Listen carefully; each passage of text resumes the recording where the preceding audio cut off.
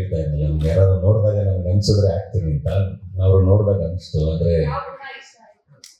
The most simplest form ನೋಡ್ಬೋದು ಅವರಲ್ಲಿ. The most, ನಾನು ಯಾವಾಗಲೂ ಹೇಳ್ತಿರ್ತೀನಿ, the most simplest form of human ಏನು ಅಂತ. ಸೊ ಮೋಸ್ಟ್ಲಿ ನನಗೆ ಅದೇ ಇಷ್ಟ ಆಗಿದ್ದು. ಆ್ಯಂಡ್ ಥಾಟ್ ಪ್ರೊಸೆಸ್ಸು ಮ್ಯಾಚ್ ಆಯಿತು, ಅವರ ಪ್ರೊಫೆಷನಲ್ ಎಥಿಕ್ಸ್ ಇಷ್ಟ ಆಯಿತು, ಎಲ್ಲವೂ.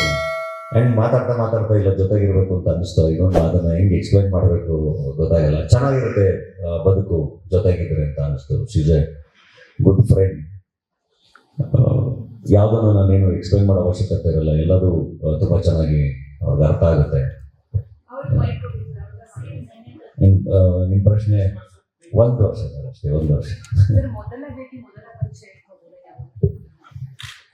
ನನಗೆ ಒಂದು ಇಷ್ಟು ವರ್ಷದಿಂದ ಸ್ಟೂಡೆಂಟ್ ಆಗಿದ್ದಾಗ ಒಂದ್ಸರಿ ಮೀಟ್ ಮಾಡಿದ್ದೆ ನಾನು. ಆ್ಯಸ್ ಅ ಫ್ಯಾನ್ ನನ್ನನ್ನು ಮೀಟ್ ಮಾಡಿದ್ರು ಅವರು. ಅವಾಗಿನ್ನೂ she was a student. Jayanagar 4th ಬ್ಲಾಕಲ್ಲಿ ಒಂದು ನಾರ್ತ್ ಕರ್ನಾಟಕ ಇದರಲ್ಲಿ ಊಟ ಮಾಡಿಸ್ಬಿಟ್ಟು ಮಾತಾಡಿಸಿ ಕಳಿಸಿದ್ದೆ ನಾನು. ಅದಾದಮೇಲೆ ಯಾವಾಗಲಾದರೂ ಇನ್ಸ್ಟಾಗ್ರಾಮಲ್ಲಿ ಇದರಲ್ಲಿ ಎಲ್ಲ ನನಗೆ ಯಾವ್ದಾದ್ರು ಸಿನಿಮಾ ಹಿಟ್ ಆದಾಗ, ಅಥವಾ ನನಗೆ ಯಾವ್ದಾದ್ರು ಅವಾರ್ಡ್ ಬಂದಾಗ, ಅಥವಾ ಪೇಪರಲ್ಲಿ ನಾನು ನೋಡಿದಾಗ ಕಂಗ್ರ್ಯಾಚುಲೇಷನ್ಸ್ ಹೇಗಿದ್ದೀರಾ ಅಂತ ಒಂದು ಮೆಸೇಜ್ ಬಂದು, ನಾನು ಅದಕ್ಕೆ ಚೆನ್ನಾಗಿದ್ದೀನಿ ಡಾಕ್ಟ್ರೆ ಅಂತ ಹೇಳಿ ಅಂದ್ರೆ ರಿಪ್ಲೈ ಮಾಡಿ ಸುಮ್ಮನಾಗಿರ್ತಾ ಇದ್ದೆ.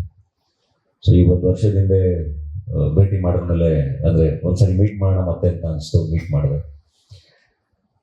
ಹಂಗೆ ಅದಾದ್ಮೇಲೆ ಜರ್ನಿ ಕಂಟಿನ್ಯೂ ಆಯಿತು. ಆ ಥರ ಎಲ್ಲ ಏನಿಲ್ಲ. ಹಾಗೆ ನನ್ನ ಫ್ರೆಂಡ್ಸ್ಗೆಲ್ಲ ಪರಿಚಯ ಮಾಡಿಸ್ತಾರೆ, ನನ್ನ ಸ್ಕೂಲ್ ಫ್ರೆಂಡ್ಸಿಗೆ ಪರಿಚಯ ಮಾಡಿಸ್ತಾರೆ. ಅವರೇ ನಮ್ಮ ತಂದೆ ತಾಯಿಗೆ ಪರಿಚಯ ಮಾಡಿಸೋದು. ಆಮೇಲೆ ನಮ್ಮ ತಂದೆ ನನ್ನಿಂದ ಇದ್ರು, ಅವ್ರ ಮನೆಗೆ ಮಾತಾಡ್ಬೇಕು ಅಂತ. ಹಾಗಂಗೆ ಅದು ಆಯ್ತು.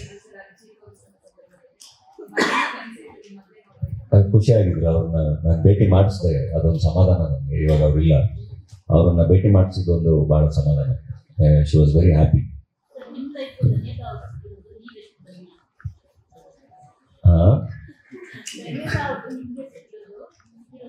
ಅದಕ್ಕೆ ಫಸ್ಟ್ ವಿಡಿಯೋದಲ್ಲಿ ಹಾಕಿದ್ನಲ್ಲ ನಾನು ಧನ್ಯ ಅಂತ. ಲೇಟೆಸ್ಟ್ ಹಾಗೂ ಇಂಟ್ರೆಸ್ಟಿಂಗ್ ಸುದ್ದಿಗಳಿಗಾಗಿ ಬಾಸ್ ಟಿವಿ ಕನ್ನಡ ಚಾನೆಲ್ನ ಸಬ್ಸ್ಕ್ರೈಬ್ ಮಾಡಿ. ಹಾಗೆಯೇ ಬೆಲ್ ಐಕಾನ್ ಪ್ರೆಸ್ ಮಾಡಿ. ಇದರ ಜೊತೆಗೆ ಫೇಸ್ಬುಕ್, ಇನ್ಸ್ಟಾಗ್ರಾಮ್, ಎಕ್ಸ್ನಲ್ಲೂ ಮಿಸ್ ಮಾಡದೆ ಫಾಲೋ ಮಾಡಿ.